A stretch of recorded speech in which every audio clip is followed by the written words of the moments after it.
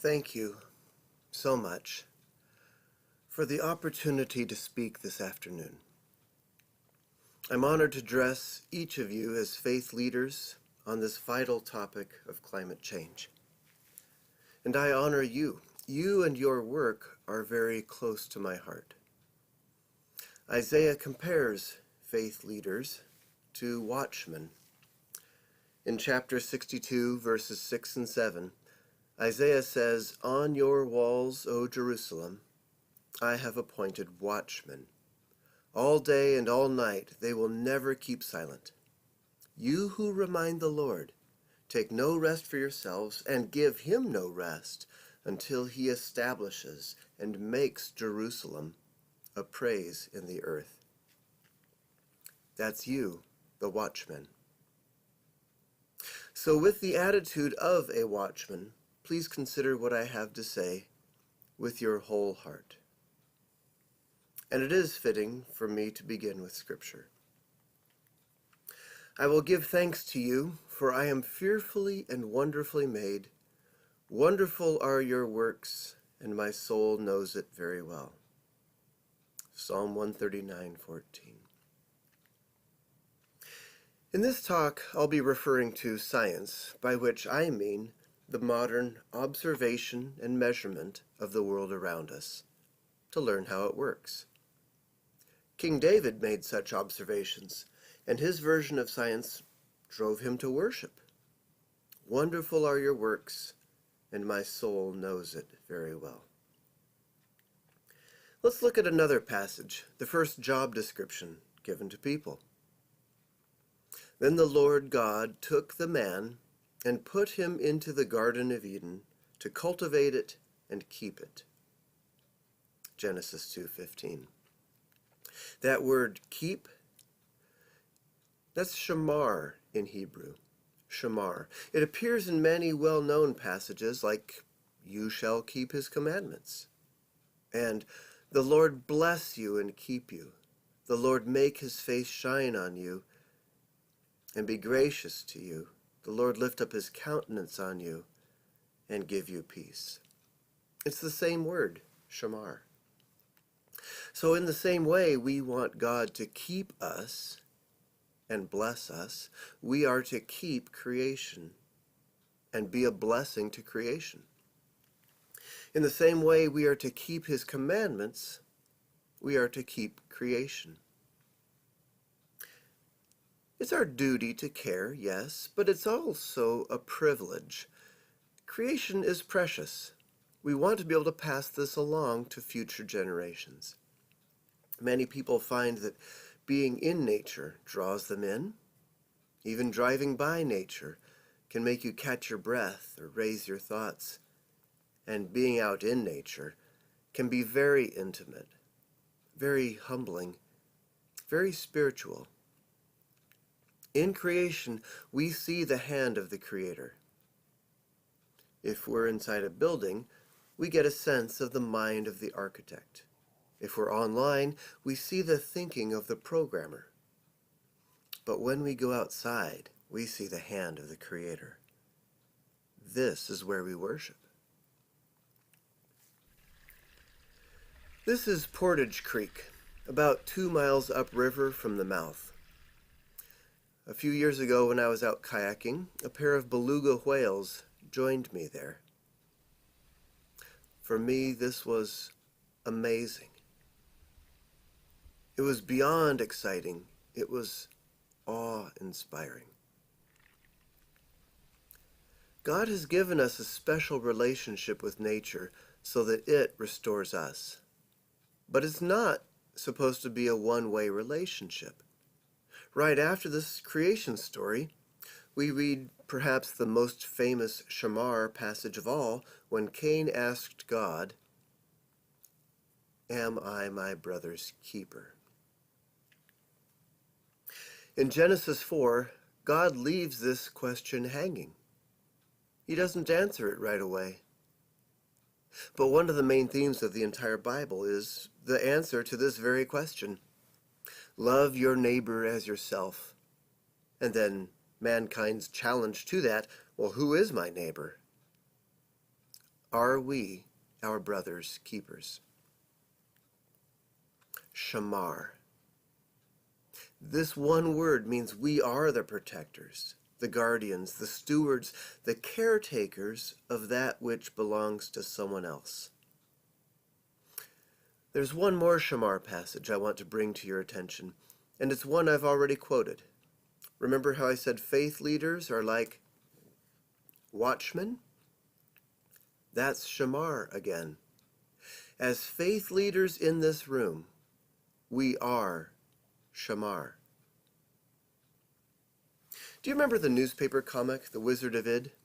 Johnny Hart had a recurring bit with a watchman.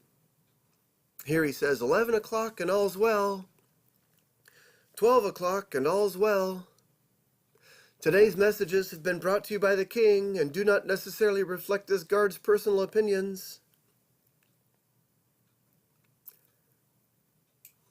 As faith leaders in this room, we want to be good watchmen. We are appointed to speak the truth clearly and in love. We are stewards, we're caretakers, we are guardians. We are the Shamar God has placed here now. I want to tell you a true story about a watchman. It's pretty famous, so maybe you've already heard some of it. George Elliott Jr. was a radar operator in Pearl Harbor. He was being trained by Private Joseph Lockard, who had much more experience at the post. On December 7, 1941, at 6:54 a.m., they were advised over the tactical line to shut down the radar system. It was Sunday morning, and there was essentially zero activity. Lockard started to shut it down. However, Elliott was new to his post, and he had been given permission to work with the system to become familiar with it. He kept the radar on. Elliott kept the radar on. Just 8 minutes later, at 7:02 a.m., on the radar came the largest blip either of them had ever seen. Elliott said they should notify the information center. Lockard said, "Don't be crazy. Our shift ended at 7 o'clock. 2 minutes earlier. They were now off duty. They could let someone else take over. When Elliott insisted, Lockard still disagreed. They talked about it for what Elliott described as a long time. And finally, Elliott's insistence won out. They made the call. The higher-ups at the information center were out to breakfast. Elliott left an urgent message. At 7:20, they got a call back from First Lieutenant Kermit Tyler, and when Elliott told him what they'd seen, Tyler responded, "Don't worry about it." They were expecting a dozen B-17 Flying Fortresses from the same direction, and Lieutenant Tyler assumed they were the reason for the huge blip on the radar. Don't worry about it.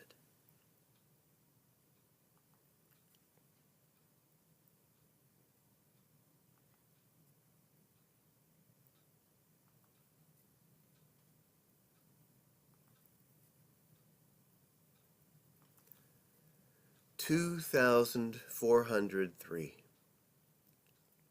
That's the number of Americans who died that day. Turn off the radar. We're off duty. We're out to breakfast. It's probably something else.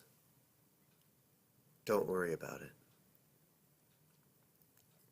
All these downplays are still being used today to quiet those raising the alarm about climate change. Stop listening to the scientists. Let politicians take care of it. We have more pressing issues. It might not be man-made. Don't worry about it. But we are the watchmen. We are shamar. It's our duty to keep watch, to protect, to care, to be wise stewards. It's our duty to speak the truth clearly and in love. But to speak the truth clearly, we need to watch carefully. We need to understand what's going on. In 2015, Nobel laureates in science gathered in Mainau, Germany. They signed a declaration saying, "Nearly 60 years ago, here on Mainau, a similar gathering of Nobel laureates in science issued a declaration of the dangers inherent in the newly found technology of nuclear weapons, a technology derived from advances in basic science. So far, we have avoided nuclear war, though the threat remains. We believe that our world today faces another threat of comparable magnitude." The conclusions of the scientific community contained in the latest IPCC report are alarming. This warming will very likely increase the Earth's temperature over the coming century by more than 2 degrees above its pre-industrial level, unless dramatic reductions are made in anthropogenic, man-made, emissions of greenhouse gases over the coming decades. The world must make rapid progress towards lowering current and future greenhouse gas emissions to minimize the substantial risks of climate change. We believe that the nations of the world must take the opportunity at the United Nations Climate Change Conference in Paris in December 2015 to take decisive action to limit future global emissions. Failure to act will subject future generations of humanity to unconscionable and unacceptable risk. As of 2016, 76 Nobel laureates have signed a statement comparing climate change to nuclear war. Let me ask you this: is it the duty of the faithful to raise the alarm?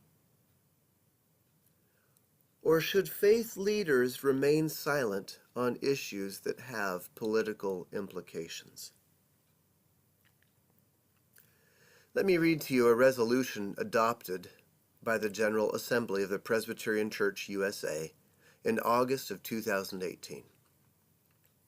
We call upon the whole church to raise a prophetic voice regarding the urgency of healing the climate of the earth, our home and God's gift for the future of all life, human and non-human. Call upon the whole church to engage prayerfully with the following priorities as we seek to initiate a new moral era. Number 1, let our clergy accept the mantle of moral leadership. Now is the time for clergy to speak from their pulpits about the moral obligation of our generation to protect God's creation. Let the world know that we who follow Jesus will not back away from God's call to protect our common home. When the powers that be deny or obscure the truth, we followers of Jesus will proclaim the truth to protect our common home. This is a fantastic statement that General Assembly adopted. Are we living up to it? Or are we staying silent? Maybe it will help if I elaborate on why scientists around the world are so alarmed by climate change. Let me show you what they're observing, what they're measuring, what they're calculating. First, the basics of the greenhouse gas warming has been known since the 1850s, when a woman named Eunice Foote discovered that carbon dioxide traps heat. Also in the 1850s, John Tyndall independently confirmed her work. So carbon dioxide is like a blanket, trapping the Earth's warmth from escaping back into space. We are making the blanket thicker by burning fossil fuels. In fact, atmospheric carbon dioxide levels have now risen by 47% since the Industrial Revolution. This graph shows 300 years. If we expand that out to many thousands of years, we see that this trend is totally out of the ordinary. So when we see the Earth's average temperature going steadily up, up, we also compare it with data from the previous 1,000 years, and again we see a dramatic change. A reversal, in fact, of the very gradual natural cooling trend. Not even when we were coming out of the last ice age did the world warm anywhere near this abruptly. The fastest the world warmed before seems to be about 1/4 of a degree Celsius in 95 years. Now we've warmed over 3 times as much in less than half the time. So what we're seeing now cannot be natural. So when you see Utqiagvik, formerly called Barrow, warming 8 degrees in 40 years, as you see here, that's a degree every 5 years, we know that's not normal. Their Januaries and Februaries are now warmer than their Decembers used to be. Just 20 years ago, it was rare for sea ice to be even 50 miles offshore in October. In recent Octobers, it's often hundreds of miles out. Down in Anchorage, where I live, temperatures have risen 3 or 4 degrees in the past 60 years. Our Decembers are now warmer than our Novembers used to be.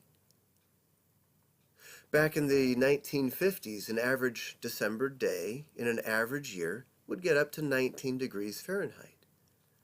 Now an average December day gets up to 27 degrees Fahrenheit. And when my kids are my age, the average December day will reach thawing temperatures. This warming is happening all across the state of Alaska and all across the world. This slide shows NASA's results, but other groups are studying this independently. Let's look at how their results compare. I like this slide, not only because it shows NASA and NOAA, National Oceanic and Atmospheric Administration, results, and also Britain's version of them, but I like this slide because it's the graph from a team of originally skeptical scientists assembled and funded by fossil fuel interests, the Kochs, to see if the world really is warming. They followed the evidence and produced this graph comparing their own conclusions with those of other groups. They match. Not only that, but their lead scientist concluded, "Call me a converted skeptic." 3 years ago, I identified problems in previous climate studies, that in my mind threw doubt on the very existence of global warming. Last year, following an intensive research effort involving 12 scientists, I concluded that global warming was real and that the prior estimates of the rate of warming were correct. I'm now going a step further. Humans are almost entirely the cause. It's those greenhouse gases, like carbon dioxide. Now, sometimes you'll hear people argue against the science. You might hear people argue that the sun is causing the warming. According to NASA, though, the sun has been cooling very slightly for 60 years now, even while global warming has been at its fastest. You also might hear people argue that this is just part of a cycle, but nature has no cycle that looks anything like this sudden spike in warming that starts right with the Industrial Revolution. You also might hear people argue that climate has always changed. In fact, that may be now the most common objection to the science. Climate has always changed. But it overlooks something, deliberately in my view. It overlooks the fact that carbon dioxide has always played a key role in every climate change, for the exact same reason that it's warming the Earth now. Carbon dioxide has always trapped infrared heat. This slide shows ice core data. 800,000 years of carbon dioxide. Look at its current spike. And methane, another greenhouse gas, look at its current spike. And temperatures. They've always marched together in lockstep. So why do we hear things like the climate has always changed, or it's the sun, or it's some other cycle? The answer, frankly, is that humans are sinful. The love of money is a root of all sorts of evil, according to 1 Timothy 6:10. The fossil fuel industry is a trillion-dollar industry that is spending literally billions of dollars on a messaging campaign. And by messaging, I mean disinformation. And that has been documented over and over again. This study by Drexel University found over $2 billion in lobbying and messaging expenditures.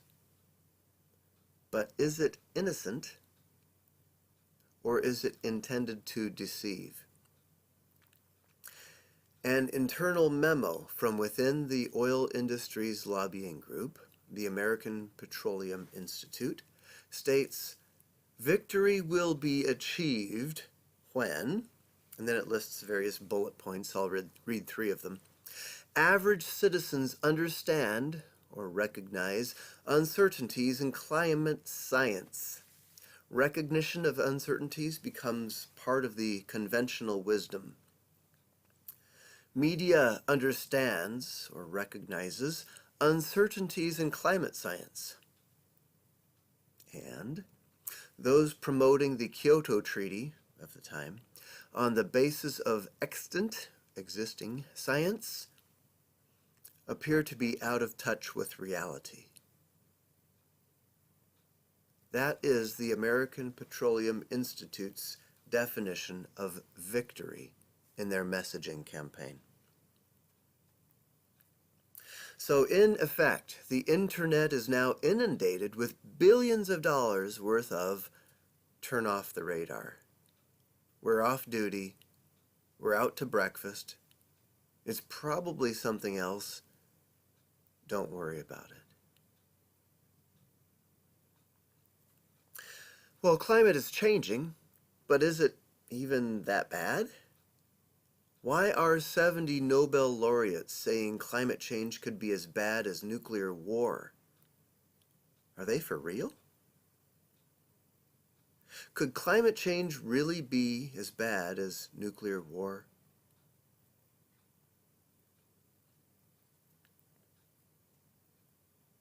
For this particular ship, no. But on a worldwide average, on a global scale, yes. This Scientific American article talks about ocean acidification. Acidification is a very simple chemical process you already understand. Soft drinks have carbonated water, where carbon dioxide is dissolved into the drink, giving it the bubbles so many people enjoy. People also enjoy the tangy taste it has because it's acidic. And the reason it's acidic comes from a very simple chemical reaction. Water and carbon dioxide react to form carbonic acid. Because we're adding carbon dioxide to our air, it is adding carbon dioxide to our oceans, where it turns to carbonic acid and changes the ocean chemistry. This Scientific American article says the seas are already 30% more acidic than they were before the Industrial Revolution. And If we keep increasing our carbon dioxide emissions, we're on track to making them 150% more acidic by the year 2100. That rate of change hasn't occurred for 65 million years since the asteroid impact that killed off the dinosaurs and most ocean life. If someone's blood acidifies 150%, 9 people out of 10 die, even if they're already in a hospital. What will happen to marine life? NOAA says that scientists are unsure whether and how quickly ocean life could adapt. What was that first part? Scientists are unsure whether ocean life could adapt? Will climate change kill most of the world's ocean life? Scientists don't know. They don't know which species will go extinct and which will be able to adapt. They're doing studies as fast as they can to try to answer that question. But meanwhile, we keep pumping more carbon dioxide than ever before into our atmosphere and into our oceans. From studies already complete, NOAA anticipates that Alaska will lose our king crab industry. Red king crab, blue king crab, tanner crab. That's hundreds of millions of dollars per year dropping to zero because of acidification. And acidification is far from the only concern. This article from October notes that 2017 total allowable catch, TAC, of crab was the lowest since 1996, and the 2018 TAC was 35% below that. The article goes on to quote the Alaska Department of Fish and Game as saying, "This year is going to be another warm year. The environmental scientists are letting us know that there's not a cold pool in the bottom of the Bering Sea. Generally, there is a cold pool that comes down and helps structure the different populations of crab and groundfish. That's not there this year. It's possible the crab have moved or they can't adapt to environmental stressors. So our crab industry is being hit harder and faster than that NOAA prediction based on acidification alone. Moreover, that cold pool of water that's always been found in the bottom of the Bering Sea is important for many species of fish, like Arctic cod, for them to be able to lay eggs and feed. So all these problems clearly are not simply in Alaskan waters. The oceans are warming all over the world.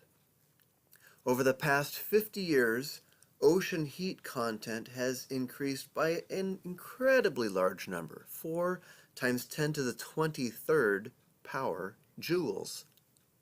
That's a really big number, but what does it mean? It's roughly equal to the amount of energy released by the Chicxulub impact that killed off the dinosaurs.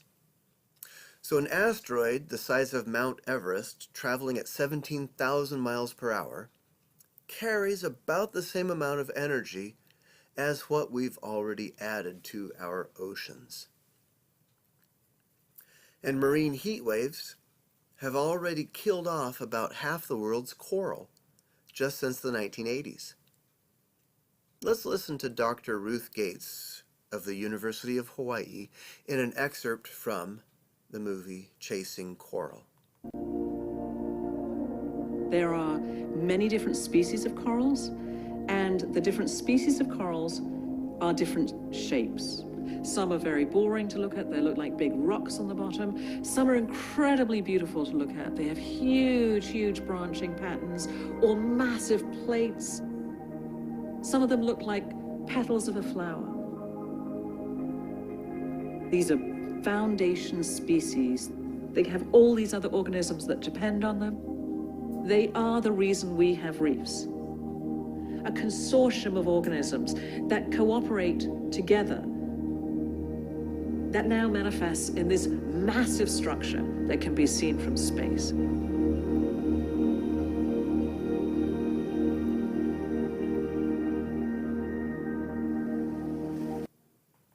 I work for the National Oceanic and Atmospheric Administration, or NOAA. We use satellites to look at the sea surface temperatures that cause coral bleaching. The one thing the temperatures have shown us, with no question, is the oceans have been warming. Temperatures in the ocean go through normal cycles. If the temperature were staying constant, then all those ups and downs would be around that average temperature. But now we've reached the point that we changed that average. Your warm temperatures keep getting warmer and warmer and warmer. The first widespread bleaching event occurred in the early 1980s. 97, 98, this was the first global scale mass bleaching. A lot of corals bleached, a lot of corals died.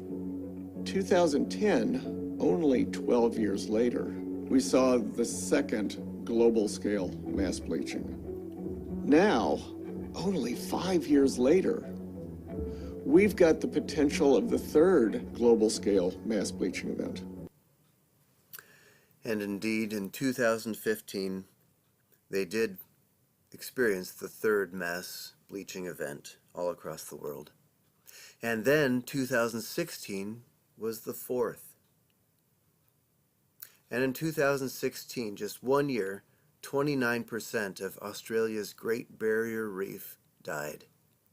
In the northern portion, 2/3 of it died. That's different from simply bleaching. That's when it bleaches and stays warm so long that the coral itself dies. Since the 1980s, the Great Barrier Reef has lost half of its coral. Same with Florida. Same with coral reefs globally. We've lost half in the space of 30 years. A fourth of all fish depend on corals. 500 million to 1 billion people depend on coral for livelihood or food.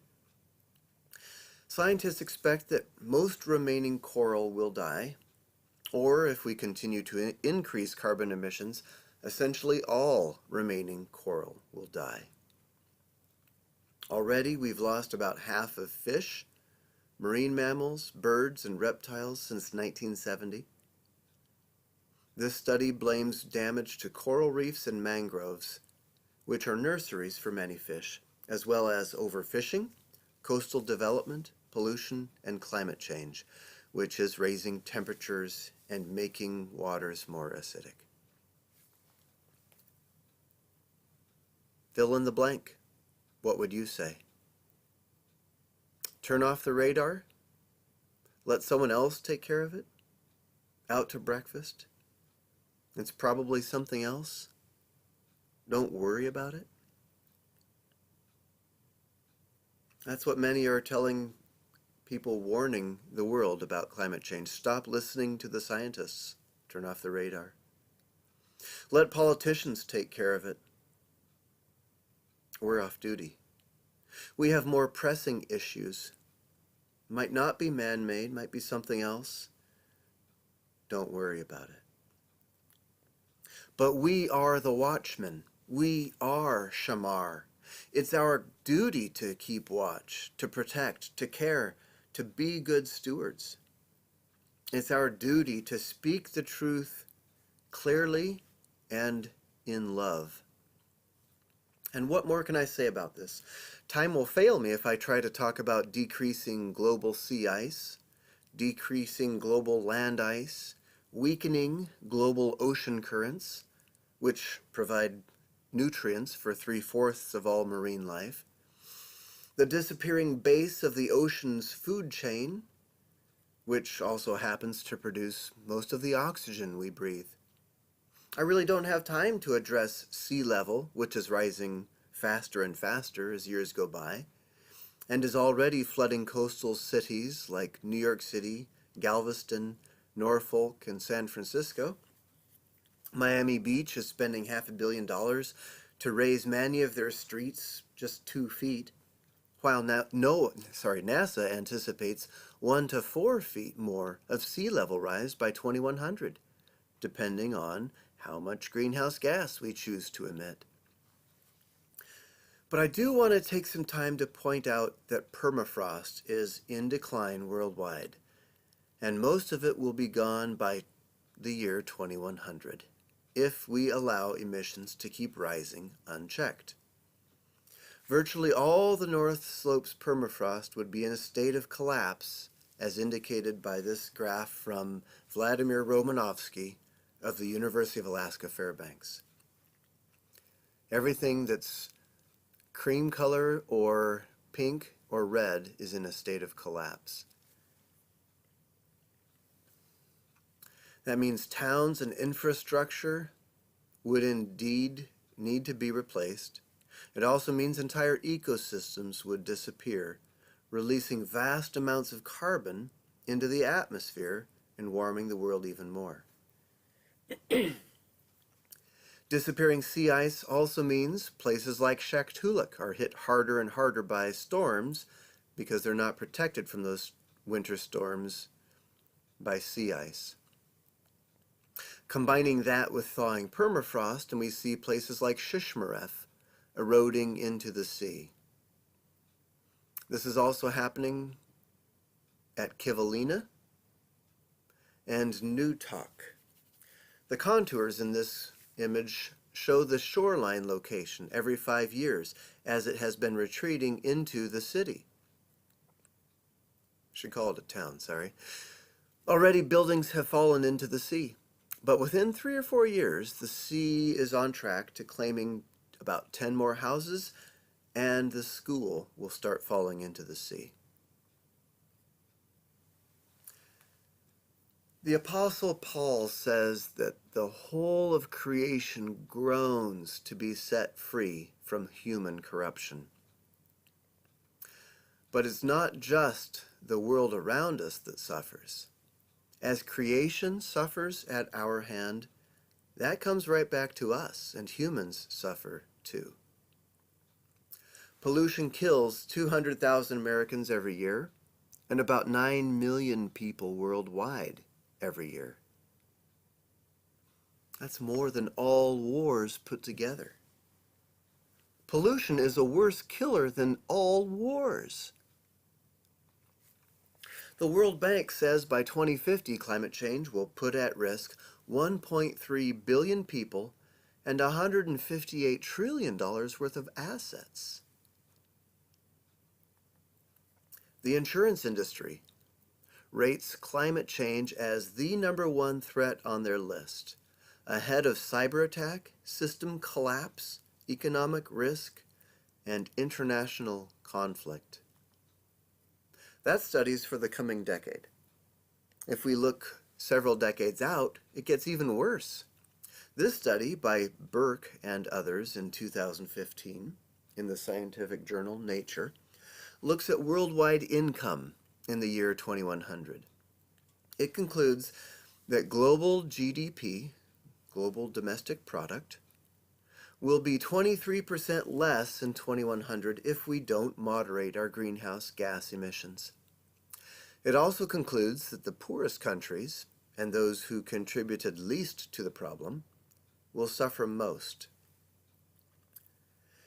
If our ancestors had done that to us, the world would now earn $17 trillion less each year. What would we think of our ancestors if they had knowingly done that to us?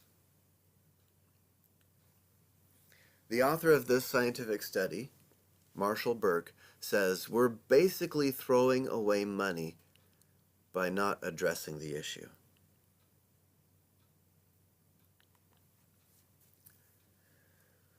These 6 places have something in common. They all experienced wars after long and intense drought.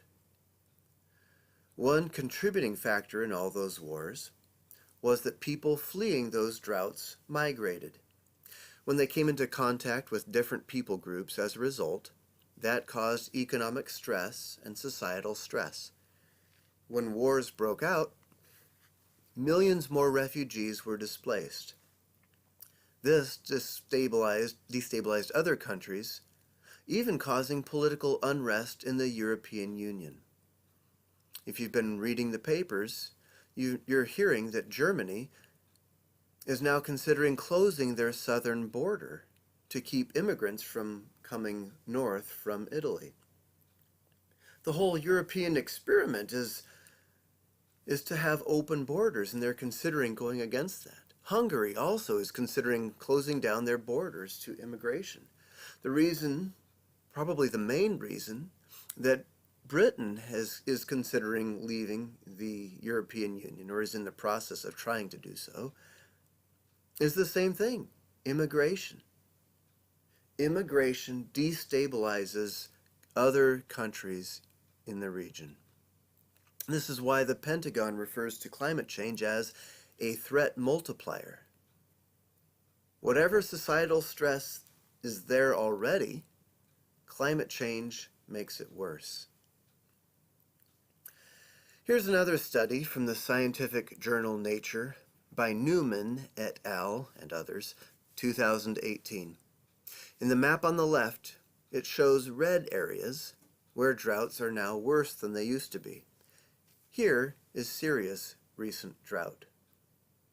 That little red area on the left, that much drought contributed to the Syrian war. Now look at the map on the right. That's how much worse droughts will be in 2100 if we allow the world to warm to 3 degrees Celsius above pre-industrial temperatures.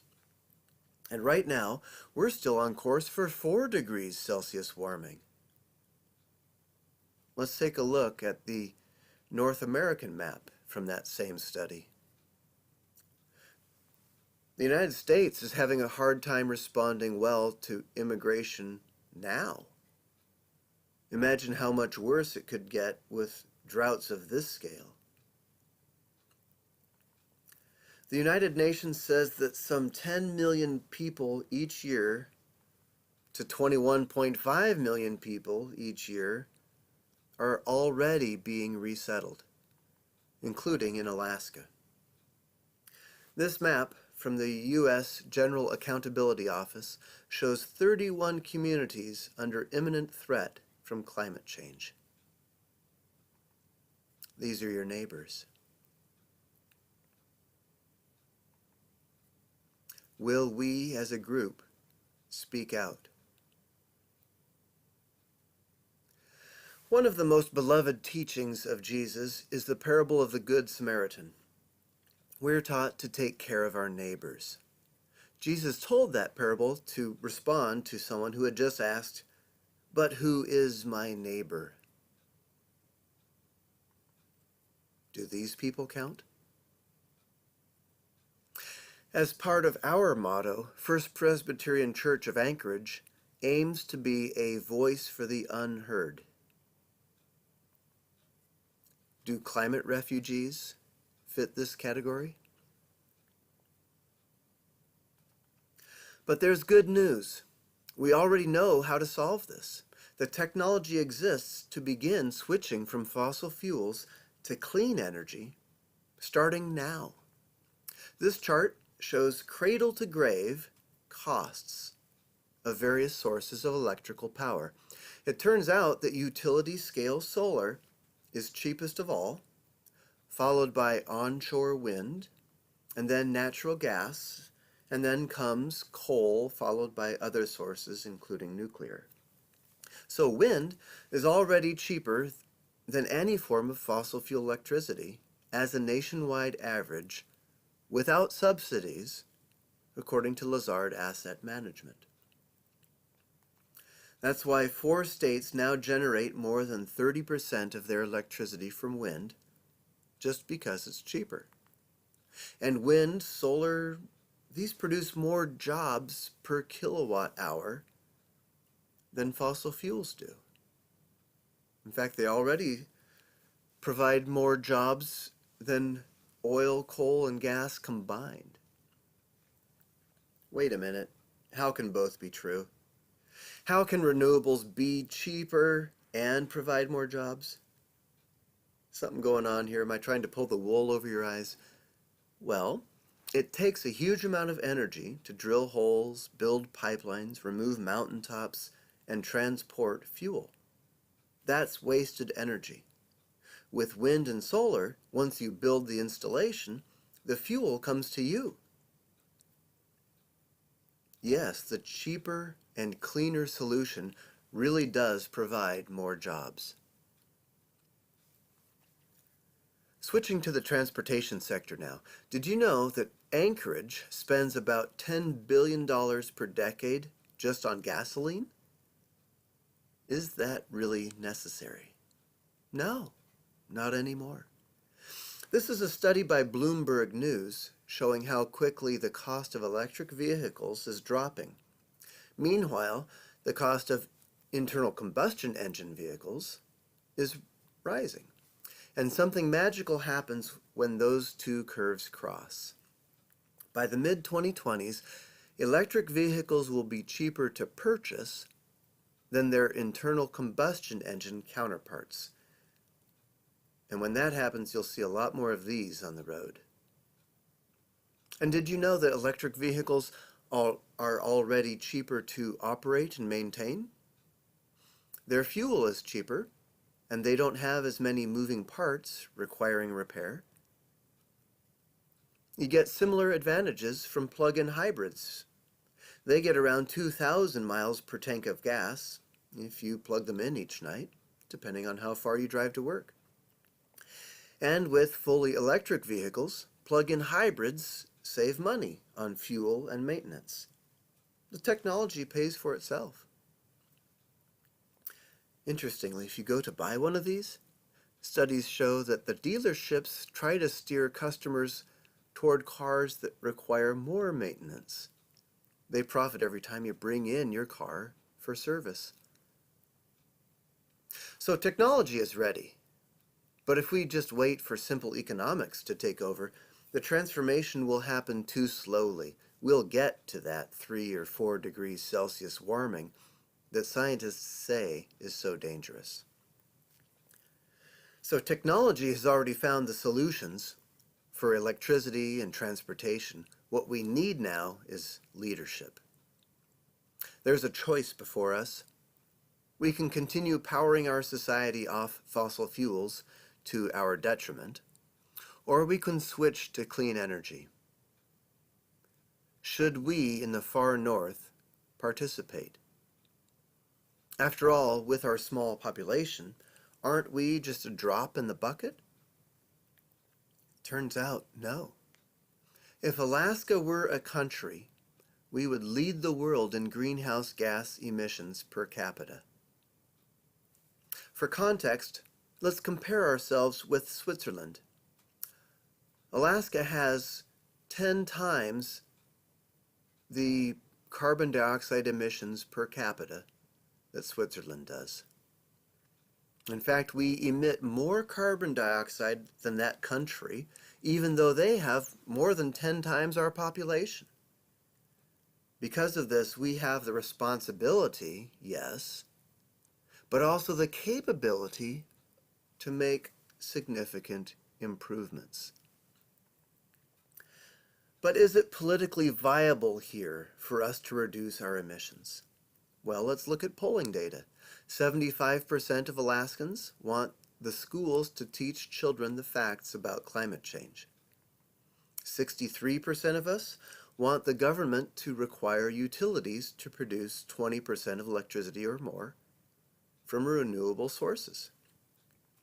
68% of Alaskans want strict carbon dioxide limits set on existing coal-fired power plants. 74% of Alaskans support regulating carbon dioxide as a pollutant. So once we're convinced that we need to do something based on science, and we can do something based on technology, and that the public is already in favor of action, how do we proceed? The first step is to use all the information we have to determine what our goal should be. And the world did that in Paris in 2015, in December. Every country in the world has now signed on to the Paris Climate Agreement, which has a goal of limiting warming to well below 2 degrees Celsius and ideally to 1.5. Since then, the UN is strongly recommending a limit of 1.5 degrees Celsius warming. If that's the limit at which we choose to stabilize climate, we'll need to reduce greenhouse gas emissions rapidly. We'll need to cut emissions 50% by the year 2030 and 90% by the year 2050. If you've been hearing we have 12 years to act, that's a misunderstanding. What it really is intending to say is within 12 years, we need to cut our emissions. We need to have cut our emissions by 50% already, meaning we need to start now. Well, this tells us what emissions goals we need to achieve.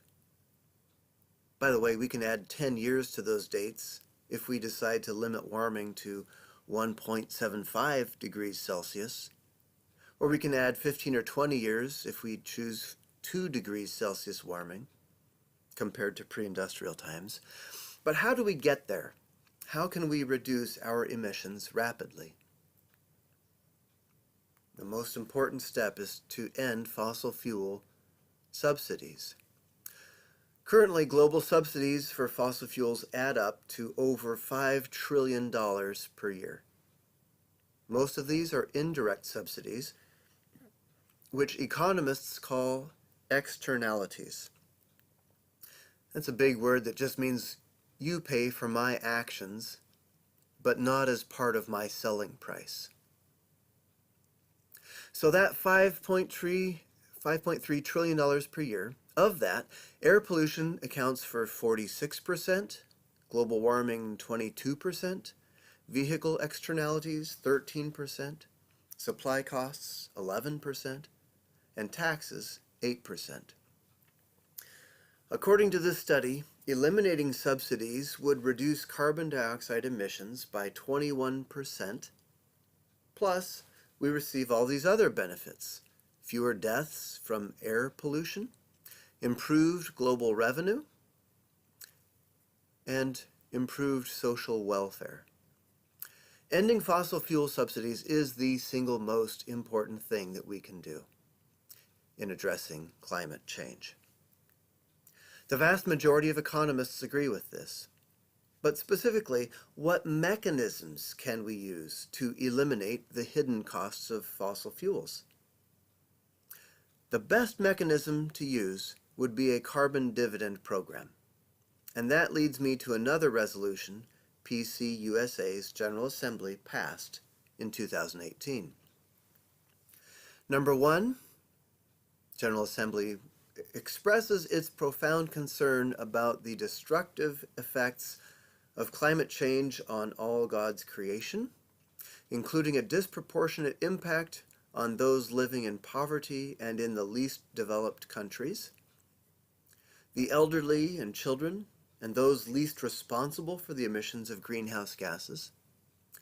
Number 2, recognize the gospel's call and the moral mandate for humanity to shift to a sustainable energy regime in ways that are both just and compassionate. This mandate compels us to action as a denomination to implement strategies and actions that directly engage climate change and that offer a realistic prospect of changing the behaviors that are at the root of the issue. Number 3, work with citizens, voters, legislators, and other decision makers and other organizations that have parallel goals to bring into effect national and international policies that create a consistent, rational, and escalating price for carbon emissions, or for emissions of CO2, carbon dioxide, and other greenhouse gases, which will reduce consumption and support investment in sustainable alternative energy sources. Number 4, protect the poor by advocating policies that implement emissions pricing and offset the regressive nature of the pricing mechanism such as per capita rebates of all taxes or fees collected through the pricing mechanism. That's the statement that our General Assembly passed in August. In November, our every wish was poured into a bill that is now before the House and Senate. It will reduce America's emissions by at least 40% in the first 12 years. It will improve health and save lives and put money directly into people's pockets every month on a per capita basis. It will create 2.1 million new jobs. Maybe best of all, Republicans and Democrats are both on board, co-sponsoring this bill together. The majority of Americans support Congress taking action on climate change, including more than half of Republicans. The government will not keep any of the fees collected. This bill would not grow the size of government. Sisters and brothers in Christ, in just 3 months, your wish list became a bill in both houses of Congress. Citizens Climate Lobby has been working on this bill for years and years, and now it has become a bill.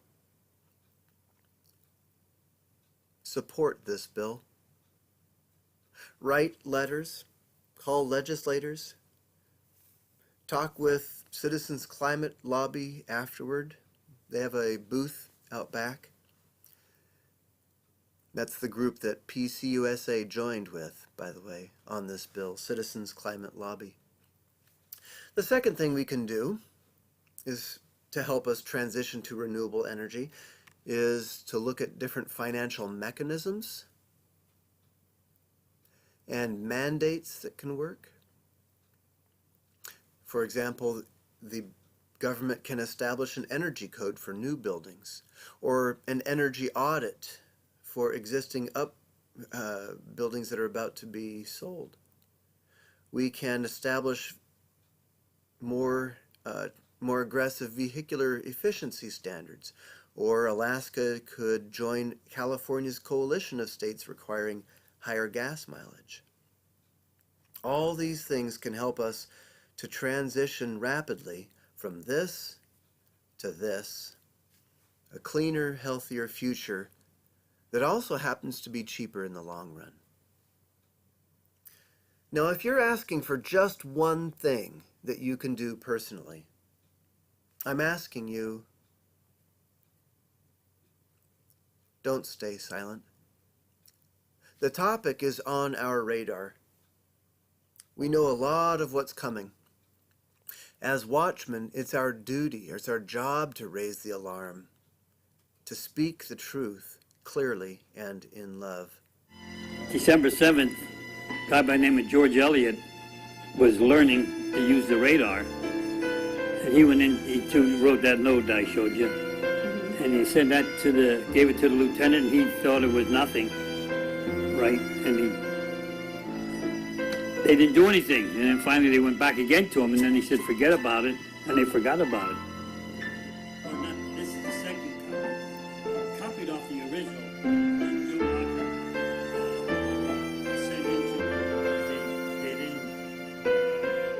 He rejected it. And this one, the original copy, was sent into Washington. George Elliott was the first person to know. Then he told Joe Lockhart, and Joe Lockhart told Joe McDonald, and Joe McDonald told the lieutenant, and then I was there with them, so I was the fifth person actually, and that was before they actually came. Well, he thought he should have went over the officer's head, you know what I mean, and to call somebody else. And I said, Joe, you can't do that because first of all, you don't go over an officer's head, not when you're enlisted, right? And that bothered him up until, he really bothered him that he didn't do more. To the day he died, it really bothered him that he didn't do more. If you want to do more, join your voice with others who want to make a difference. Join a group like these.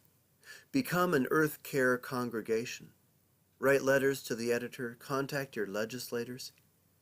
Every year, Citizens Climate Lobby descends on Washington in large numbers, and every year, legislators tell them they'd get more results if only more people would contact their legislators. This is the issue by which future generations will judge us. Will we falter? Will we give up before we even try?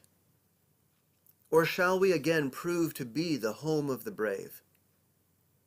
We've always risen to meet our challenges and defeat them. This can be our finest hour. Let us rise up with courage and integrity.